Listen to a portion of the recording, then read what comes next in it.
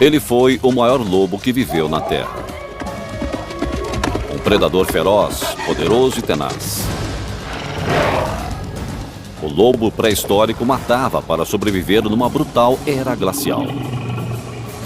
Caçando em grupo, o lobo pré-histórico foi um dos maiores predadores do Pleistoceno.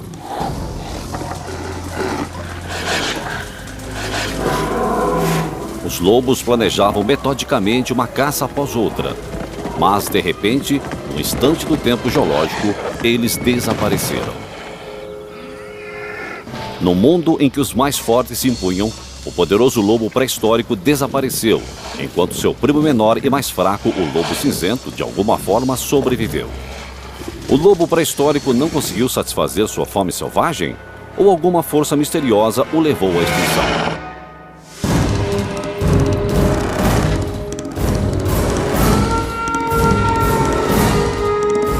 Predadores pré-históricos. Lobo. Los Angeles. Lar de disputas selvagens entre grandes empreendedores. 10 mil anos atrás, um tipo diferente de predador caminhava por essa paisagem. Era o fim da era glacial, a época chamada de Pleistoceno. As últimas geleiras recuavam e uma variedade extraordinária de mamíferos espalhava-se pela Terra. Desde a época dos dinossauros, 65 milhões de anos antes, não havia tantos animais tão grandes e fortes no continente americano. Havia preguiças do tamanho de ursos, mamutes com mais de 3,5 metros de altura. Alimentando-se desses monstros, havia carnívoros de grande porte, assassinos como o urso de cara achatada e o tigre dente de sabre. Se voltarmos no tempo 10 mil anos, a América do Norte será um pesadelo cheio de pelos.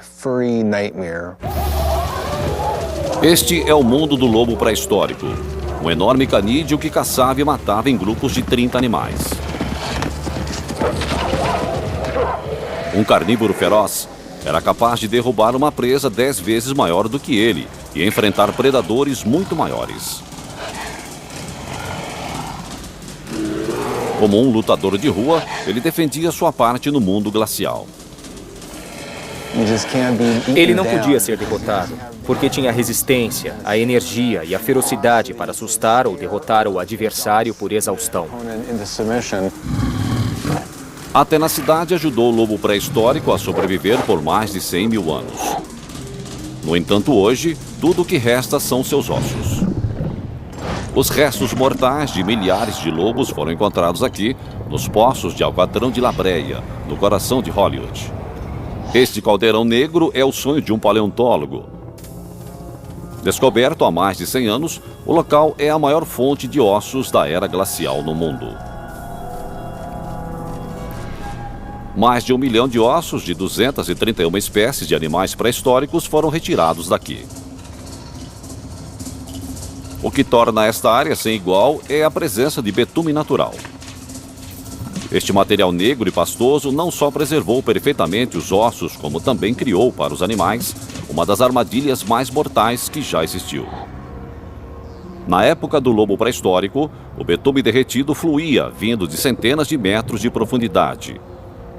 Ao chegar à superfície, ele resfriava, formando uma crosta negra inofensiva. Mas o calor do verão derretia a crosta. O betume se tornava pegajoso e prendia qualquer animal desprecavido que passasse pelo local. Isso explica por que mais de 200 cavalos e 300 bisões foram encontrados nesse sítio.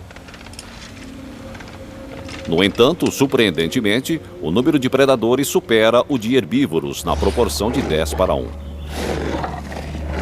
Isto é o oposto do que encontramos na natureza. Normalmente, o número de herbívoros é 10 vezes superior ao de predadores.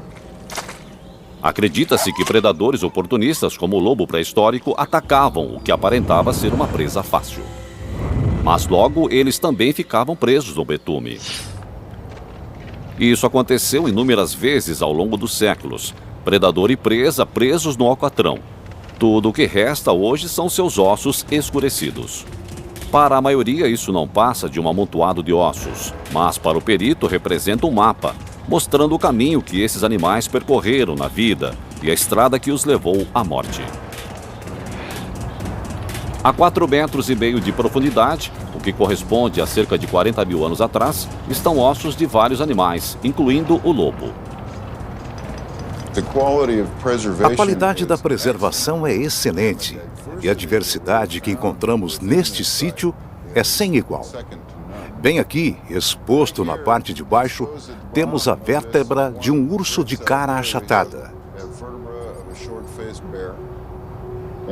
E isto aqui é o húmero de um lobo pré-histórico, que pertence ao membro anterior com betume escorrendo. Depois que retiraram, limparam e montaram os ossos, os pesquisadores tinham em mãos o maior canídeo que já viveu. O lobo tinha em média 1,5 metros da cabeça à cauda, mais de 60 centímetros de altura e pesava até 70 quilos. Seu nome científico é Canis gyrus, que também é chamado de lobo terrível. O adjetivo terrível não é exagerado. Ele evoca um predador ameaçador surgindo no horizonte. É a espécie mais comum encontrada nas escavações em La Brea. Mais de 3.500 lobos foram encontrados. Para se ter uma ideia, há apenas 2.000 tigres dentes de sabre.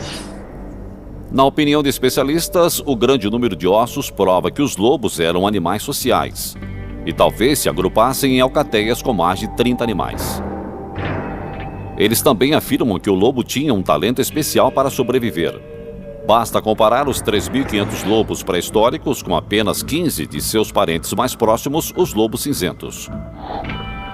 O lobo pré-histórico dominou o cinzento por centenas de milhares de anos e repentinamente desapareceu. No entanto, o lobo cinzento sobreviveu.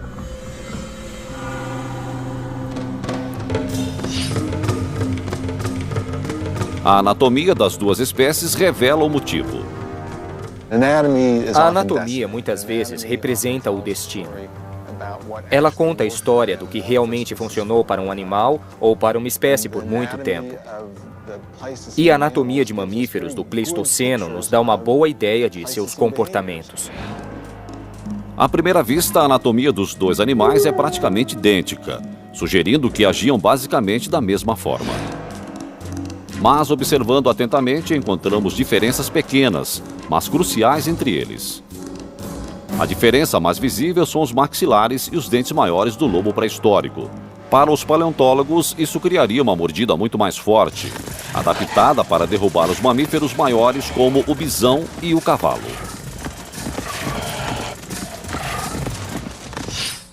Pesquisadores compararam outros ossos e descobriram outras diferenças importantes entre as duas espécies. O húmero, osso superior do braço do lobo pré-histórico, por exemplo, é um pouco mais longo, mas bem mais espesso que o do lobo cinzento.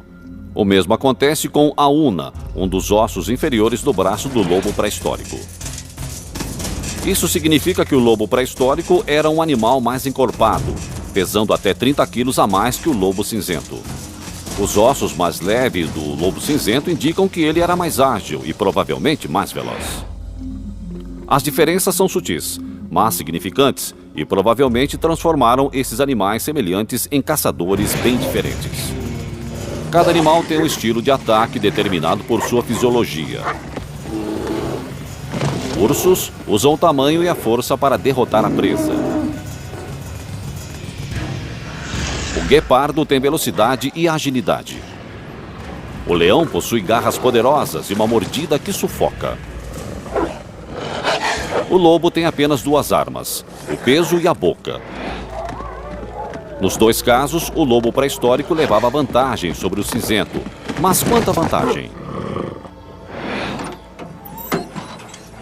Para descobrir, recorremos a outro membro da família dos canídeos, o cachorro.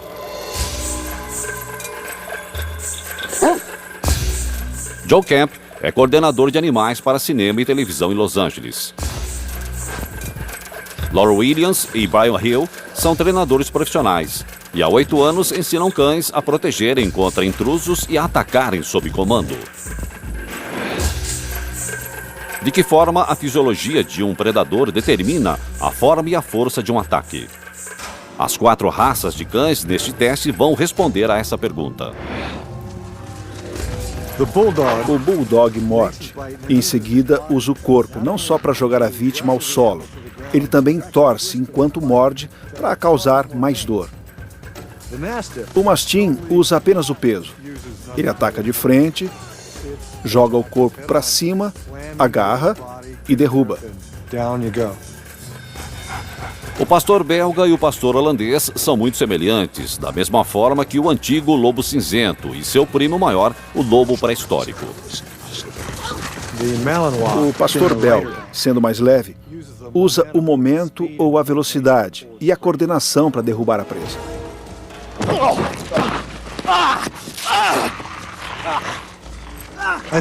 Acho que o pastor holandês combina as melhores características dos diferentes estilos. Ele se atira, ganhando momento. Ele abre a boca o máximo que consegue, da mesma forma que o pastor belga. Dá uma boa mordida ao mesmo tempo que joga o peso sobre a vítima, assim como os cães maiores, muito parecido com o lobo moderno e com o lobo pré-histórico também. O ataque mais vigoroso do pastor holandês mostra a vantagem que o lobo pré-histórico teria sobre seu primo mais leve. Ele provavelmente usava o corpo para derrubar presas maiores. Além do tamanho, as únicas outras armas do lobo pré-histórico eram a cabeça e os maxilares grandes. Para determinar como o tamanho dos maxilares afeta a força da mordida, será usado um medidor especialmente projetado. Ele nos dirá quanta força os maxilares poderiam exercer. Temos aqui um medidor digital e o sensor possui um vão. Quando o cachorro morde, o vão se fecha e a leitura aqui nos diz quantos quilos de força o animal está aplicando.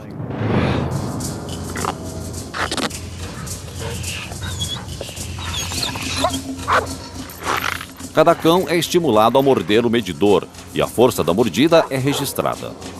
Rapidamente surge uma relação entre a força da mordida e o tamanho da cabeça. A cabeça do pastor holandês é apenas um pouco maior que a do pastor belga. No entanto, sua mordida é muito mais forte.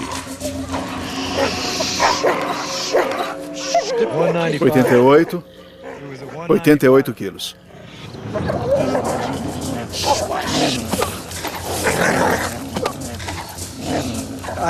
Tem um máximo de 102 agora, mas chegou a 104.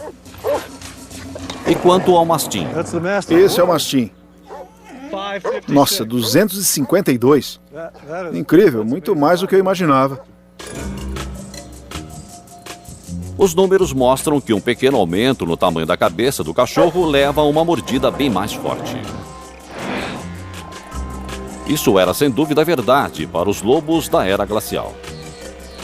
É impossível dar números à mordida do lobo pré-histórico, mas tudo indica que a cabeça maior propiciava uma mordida muito mais forte que a do lobo cinzento. A mordida potente, em conjunto com a força do ataque, permitia ao lobo pré-histórico capturar presas muito maiores que ele. Maior e mais forte, o lobo pré-histórico era um lobo cinzento com esteroides, um super lobo adaptado para enfrentar os maiores gigantes da era glacial. Mesmo assim, o lobo pré-histórico acabou extinto, enquanto o lobo cinzento, menor e mais fraco, conseguiu sobreviver. Alguém aprendeu a caçar o caçador. O grande predador tinha um concorrente impiedoso. Durante mais de 100.000 anos, o lobo pré-histórico prosperou em todo o hemisfério ocidental, do Alasca à Flórida, chegando até a América Latina. No entanto, não existe atualmente nenhum descendente direto do lobo pré-histórico. Enquanto viveu na Terra, ele competiu com um primo, o lobo cinzento.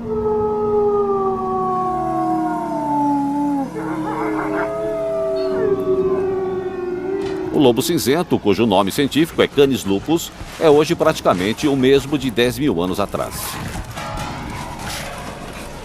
Ele sobreviveu enquanto o lobo pré-histórico e vários outros grandes mamíferos não conseguiram. Além de sobreviver, ele continua sendo um grande predador, um caçador poderoso e incansável.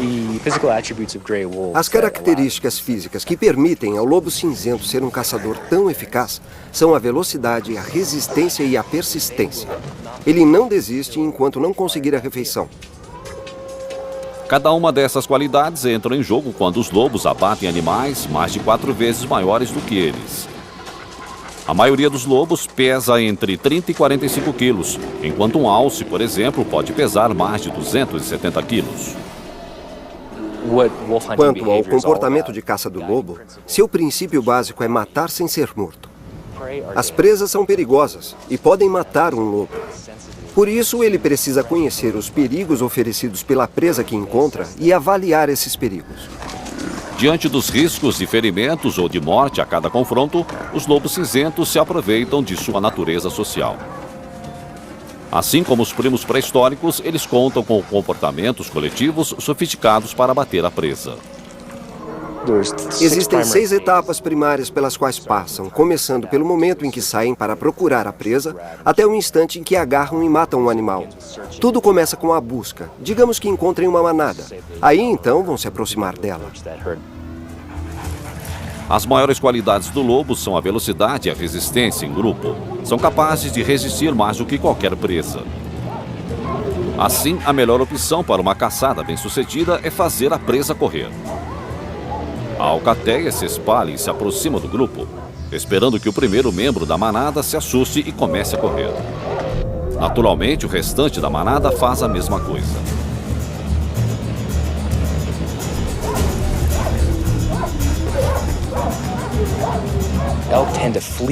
Os alces tendem a correr em grupos em várias direções, e os lobos também vão em várias direções procurando na manada um indivíduo vulnerável.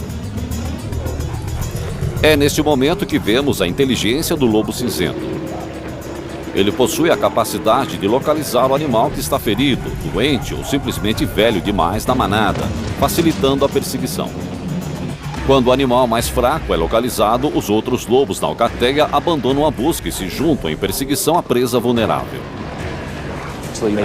Tudo começou com um lobo. Agora temos meia dúzia de lobos correndo atrás do alce.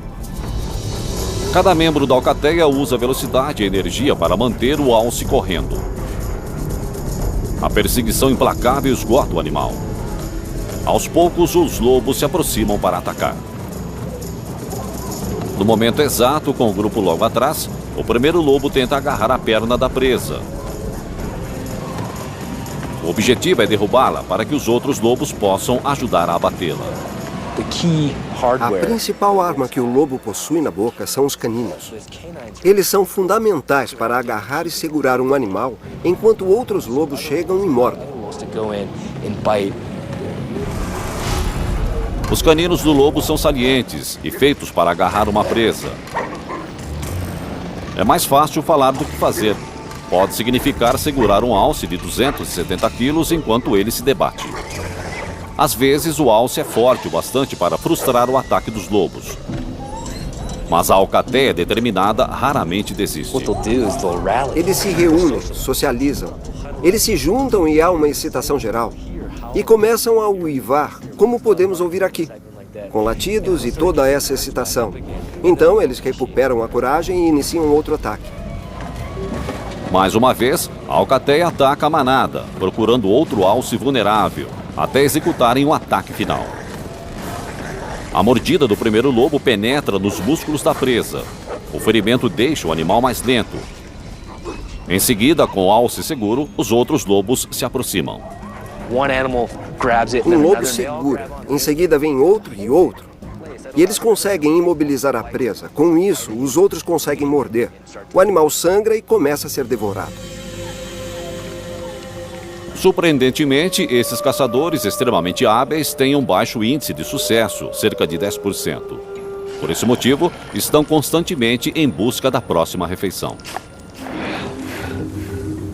Quanto ao lobo pré-histórico, sua semelhança física com o lobo cinzento indica que ele caçava de forma semelhante ao primo, com uma grande vantagem. Por ser mais musculoso, o lobo pré-histórico tinha um poder maior de matar. Era capaz de superar fisicamente uma presa de uma forma que os lobos modernos não conseguem. E em grupos de 30 ou mais, seu ataque era muito mais ameaçador. Nada poderia ser mais assustador para uma presa do que ver lobos bem organizados e inteligentes em um grande grupo, se movendo em alta velocidade, com muita resistência, perseguindo um alvo especialmente escolhido.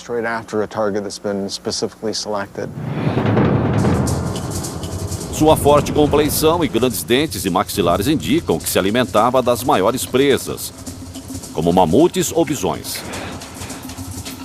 Mas é difícil ter certeza, uma vez que a única evidência que temos são ossos. No entanto, recentemente foram desenvolvidas novas técnicas que podem nos dizer o que o lobo pré-histórico comia 12 mil anos atrás. É a chamada análise de isótopos estáveis, e ela se baseia em duas características da natureza. O primeiro se deve ao fato de que a maioria dos herbívoros se alimenta de diferentes espécies de vegetação, e essas plantas e seus ambientes possuem diferentes assinaturas isotópicas. Essas assinaturas são armazenadas e podem ser detectadas nos tecidos dos herbívoros, incluindo os ossos. A segunda característica é que quando carnívoros comem esses animais, as assinaturas são transferidas e ficam retidas nos ossos dos carnívoros.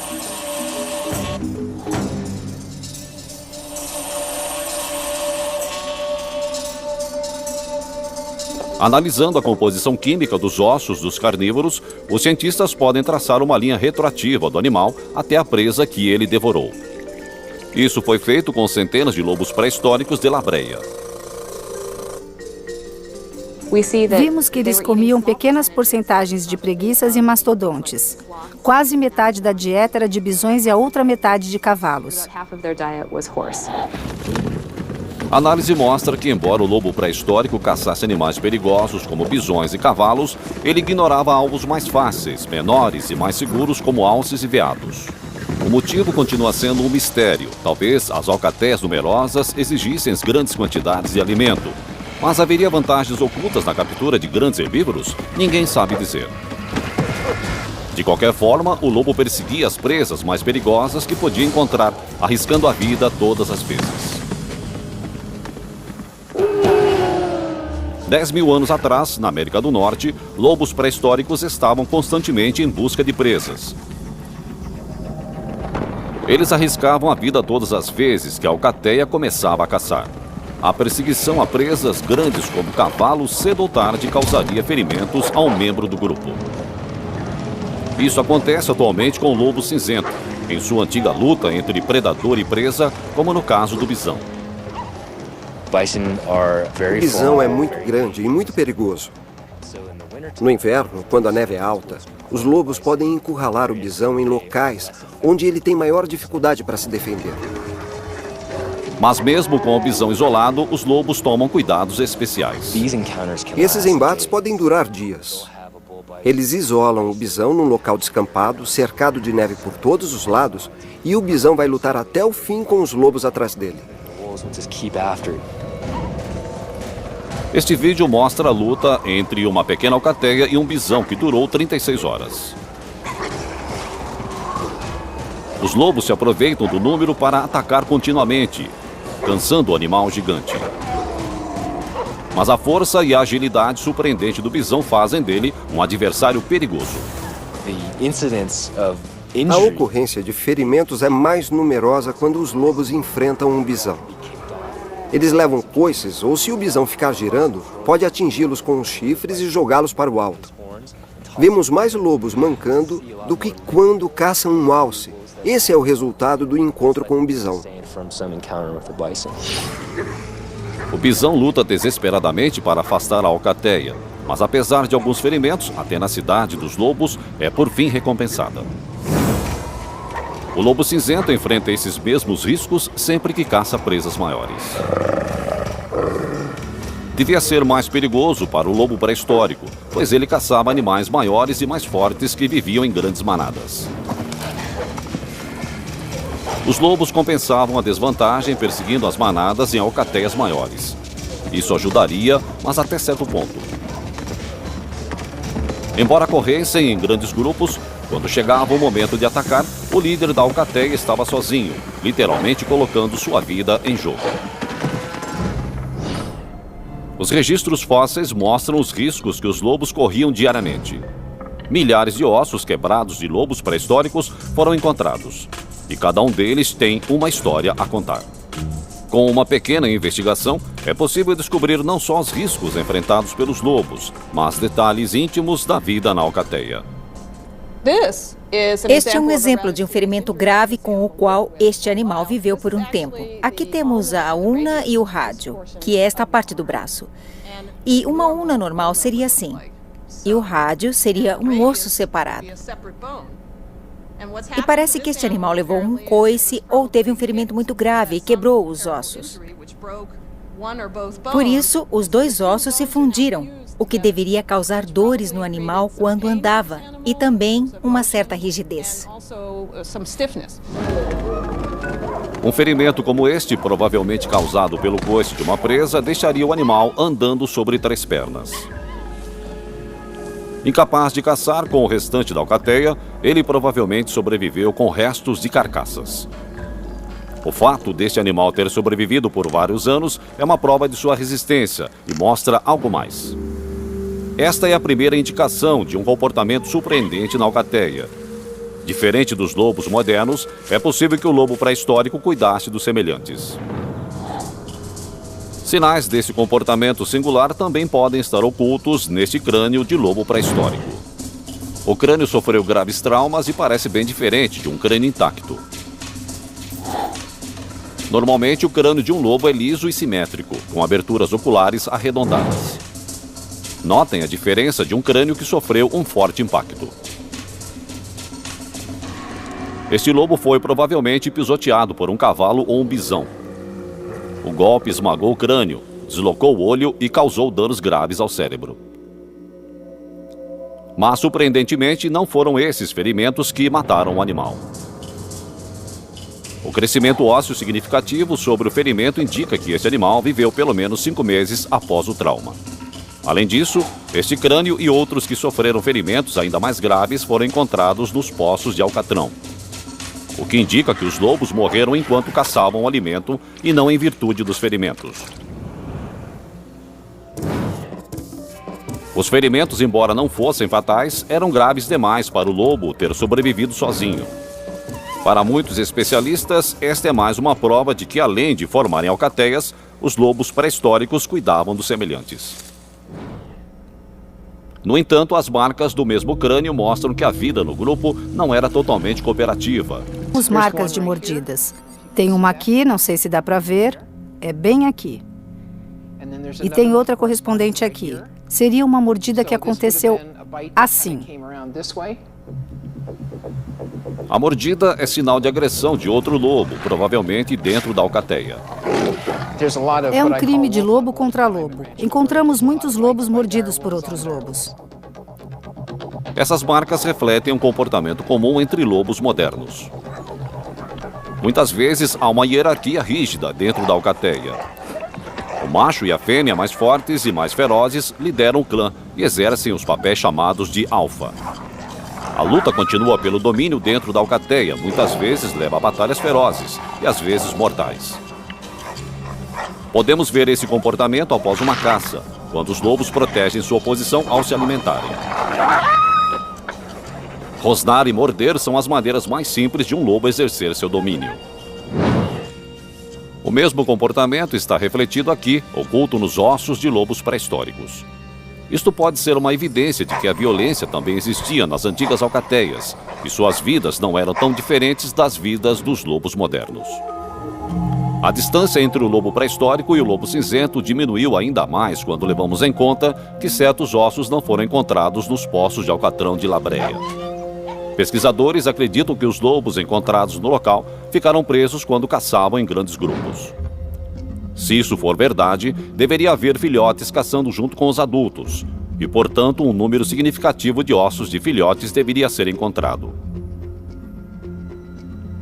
No entanto, entre os milhares de lobos encontrados, pouquíssimos são filhotes. Os pesquisadores acreditam que a falta de ossos de filhotes reflete um comportamento que é típico do lobo cinzento. Durante os 6 primeiros meses de vida de um lobo cinzento, o filhote permanece em uma área protegida, chamada de ponto de encontro. Os adultos levam a comida ao filhote até que ele tenha idade suficiente para se alimentar sozinho. Acredito que o lobo pré-histórico levava comida aos filhotes e eles só começavam a participar da caça com mais de 6 meses de idade. Isso significa que o comportamento coletivo do lobo pré-histórico era muito próximo ao do cinzento.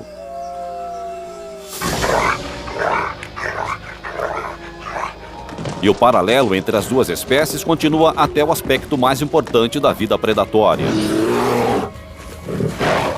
a ameaça de outros predadores. No mundo dos carnívoros, a competição pela presa é intensa. Mas depois que o animal é abatido, tem início uma nova disputa, igualmente intensa pela carcaça. O roubo da comida de outro animal é uma das principais formas de competição entre grandes carnívoros. Isso pode ser visto atualmente entre os predadores na África. E isso é uma ocorrência comum na vida predatória há milênios. Um predador precisa aprender a proteger sua caça de outros animais ou vai morrer de fome. No caso do lobo cinzento moderno, a maior ameaça costuma vir do urso cinzento. Em Yellowstone, até agora, o urso cinzento tem sido totalmente bem-sucedido em roubar carcaças dos lobos. E os lobos raramente oferecem resistência. Eles costumam deixar o urso ficar com a carcaça. Ao longo dos anos, esse sucesso deixou os ursos mal acostumados. Muitas vezes, eles esperam os lobos matarem a presa e então roubam a comida.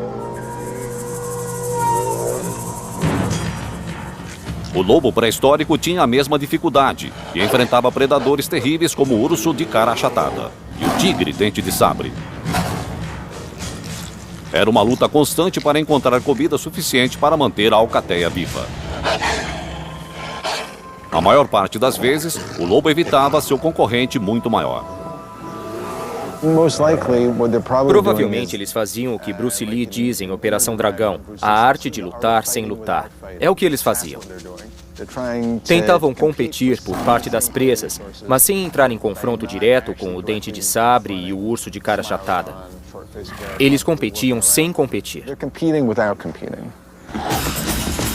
Mas às vezes o lobo era obrigado a enfrentar o concorrente. Infelizmente para o lobo, as regras da natureza favorecem as espécies maiores. Em um combate direto, o urso de cara achatada ou tigre dente de sabre derrotariam o lobo. Isso tornava a vida dos lobos pré-históricos extremamente difícil. Os poderosos predadores que dominavam a era glacial roubavam cada presa e ameaçavam deixá-los sem alimento. Por centenas de milhares de anos, na América do Norte, o lobo pré-histórico arriscou a vida e os membros para caçar os maiores animais que podia encontrar. Mas o lobo não estava só. Alguns dos mais poderosos carnívoros da época lutavam pelas mesmas presas.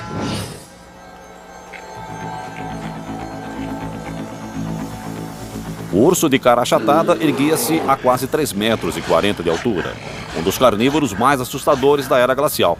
Ele era capaz de enfrentar as maiores alcateias de lobos pré-históricos. Apesar das táticas agressivas dos lobos, o urso seria um oponente quase impossível de derrotar. Por sorte, a população de ursos de cara achatada era pequena e os encontros eram provavelmente raros. No entanto, na disputa por comida e território, os lobos enfrentavam predadores mais comuns, como o tigre dente de sabre.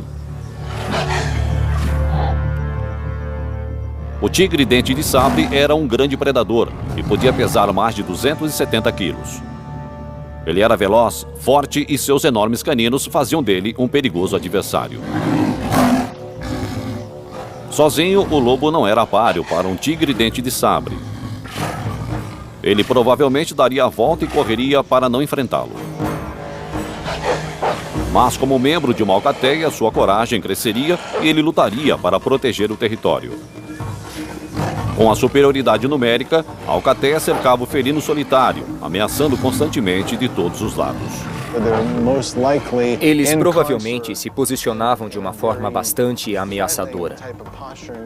Um único dente de sabre não poderia olhar para todos os lados ao mesmo tempo. Embora eles fossem menores, a quantidade e a proximidade mostraria que existem algumas lutas que não valem a pena. O felino, por fim, desistiria do ataque e procuraria o alimento em outro lugar.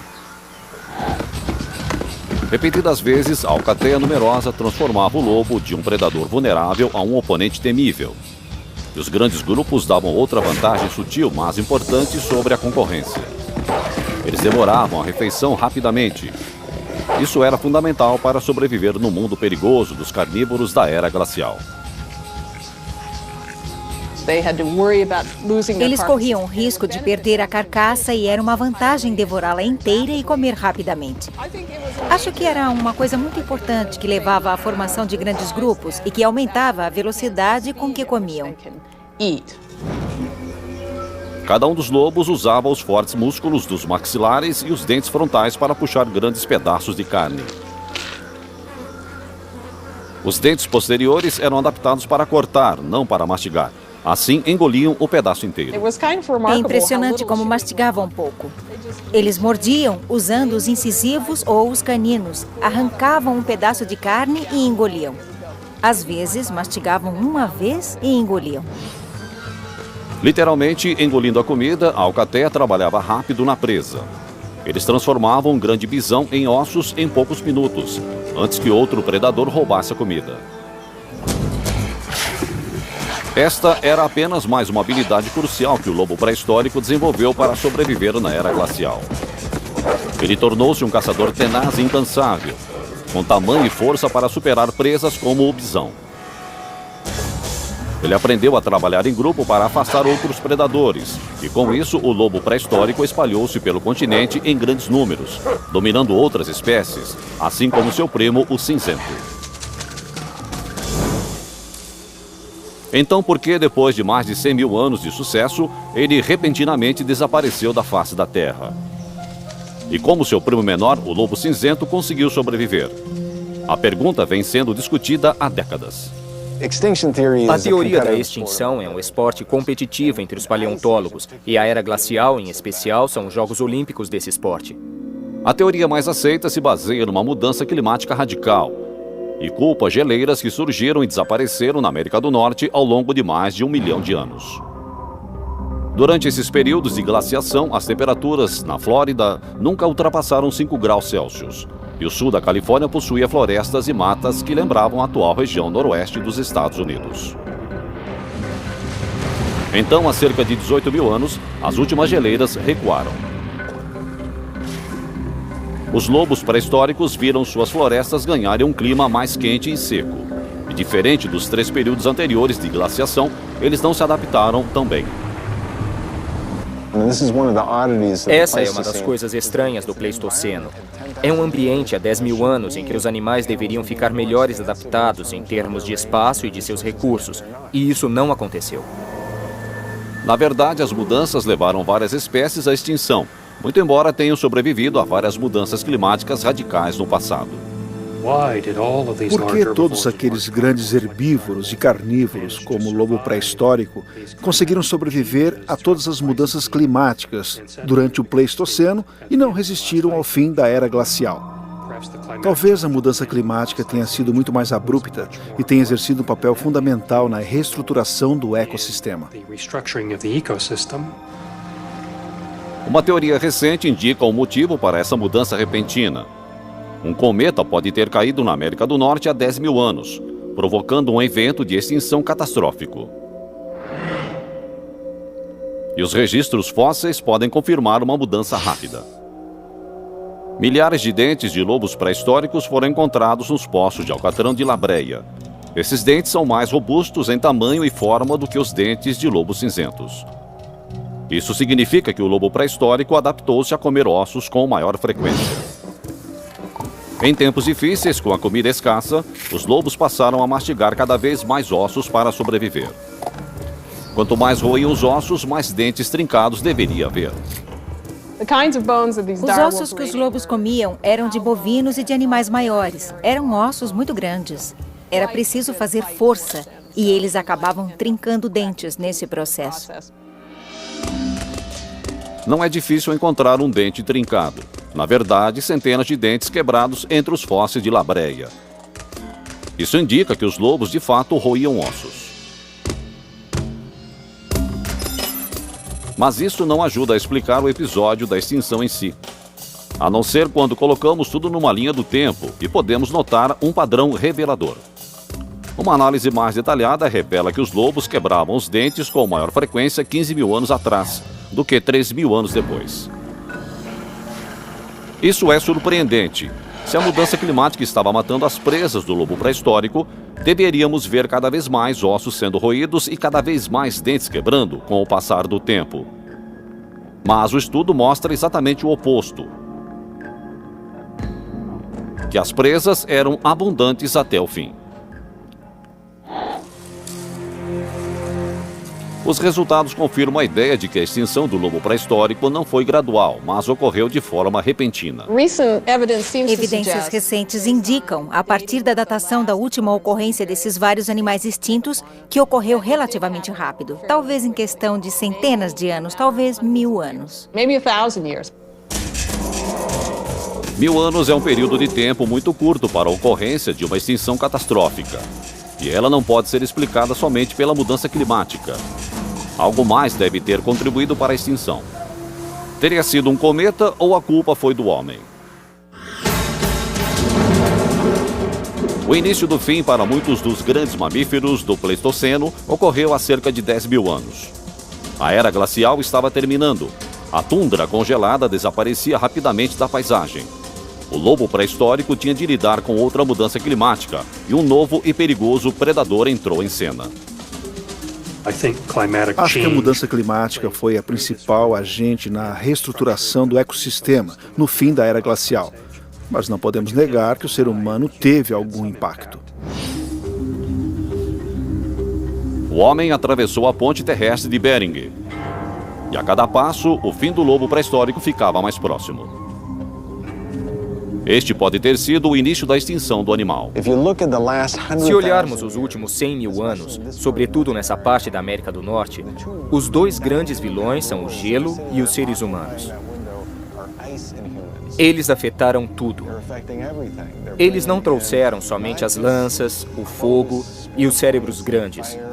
Trouxeram todo tipo de coisas com eles. O homem começou a caçar e a matar as grandes presas, acabando com o suprimento de alimentos dos carnívoros. Mas os danos não pararam aí. Uma nova teoria sugere que o homem pode ter introduzido doenças mortais no ambiente. Quando os humanos invadiram, eles introduziram tudo o que tinham com eles. Provavelmente trouxeram doenças, e essas infecções ou micro-organismos afetaram tudo com o que tiveram contato, o que acabou levando ao fim de muitas espécies. É possível que os seres humanos tenham tido um impacto devastador nos grandes mamíferos. Some-se a isso a dramática mudança climática e todo um ecossistema que foi obrigado a se adaptar. Se tivesse ocorrido lentamente, muitos dos animais teriam sobrevivido, mas as mudanças ecológicas agravaram as dificuldades de todas as espécies. Nos últimos anos, o lobo pré-histórico lutou contra a extinção. A competição de outros carnívoros ficava cada vez mais acirrada, à medida que as presas diminuíam. Mas seu primo menor, o lobo cinzento, adaptou-se à situação. Durante quase 100 mil anos, o lobo cinzento viveu praticamente nas mesmas regiões que o lobo pré-histórico. Mas o cinzento era encontrado em um número muito menor, cerca de 1 para 10. O cinzento era desfavorecido.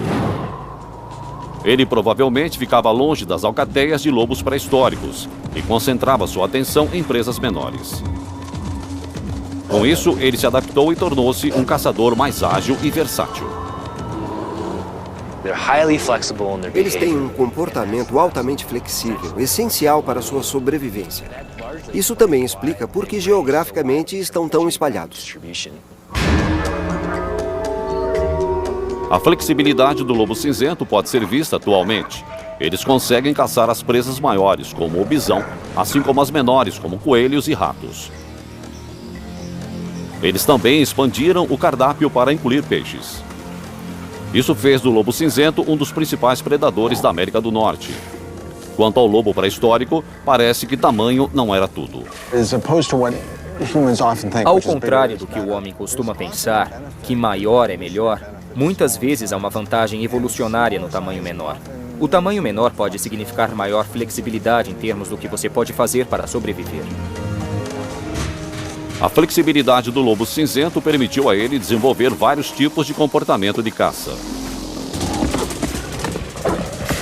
Mas o lobo pré-histórico, ao longo de 100 mil anos, formava grandes alcateias e caçava apenas os maiores animais. Quando as mudanças ambientais exigiram um novo estilo de vida, ele foi incapaz de se adaptar. Cerca de 10 mil anos atrás, o lobo pré-histórico, juntamente com quase todos os grandes mamíferos do Pleistoceno, desapareceu da face da Terra. Acho que desapareceram porque eram especializados em presas grandes, e as presas grandes foram dizimadas por uma combinação de ser humano e mudança climática. O lobo pré-histórico sobreviveu a mais de 100 mil anos de competição acirrada. Ele enfrentou uma população de carnívoros que o mundo nunca mais viu.